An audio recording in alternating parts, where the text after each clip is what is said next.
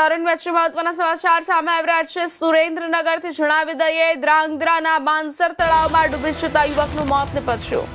તળાવમાંથી યુવકનો મૃતદેહ મળી આવતા ફાયર બ્રિગેડે બહાર કાઢ્યો। મૃતકની ઓળખ સિકંદરભાઈ કેસરભાઈ મલેક તરીકે થઈ છે, જેમની ઉંમર આશરે 50 વર્ષ છે। મૃતક ધ્રાંગધ્રાના સોની તલાવડી વિસ્તારનો રહેવાસી। ધ્રાંગધ્રા ફાયર વિભાગે સમયસર ઘટનાસ્થળે પહોંચી મૃતદેહ બહાર કાઢ્યો।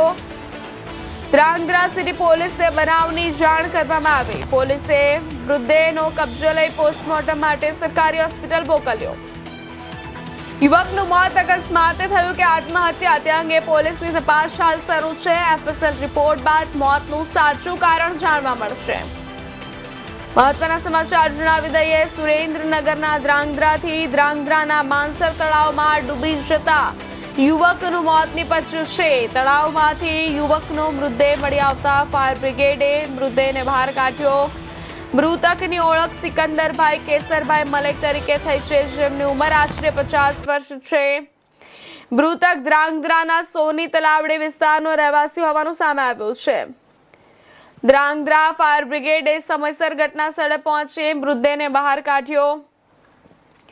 ધ્રાંગધ્રા સિટી પોલીસને બનાવની જાણ કરવામાં આવી। પોલીસે મૃતદેહનો કબજો લઈ પોસ્ટમોર્ટમ માટે સરકારી હોસ્પિટલ મોકલવામાં આવ્યો છે।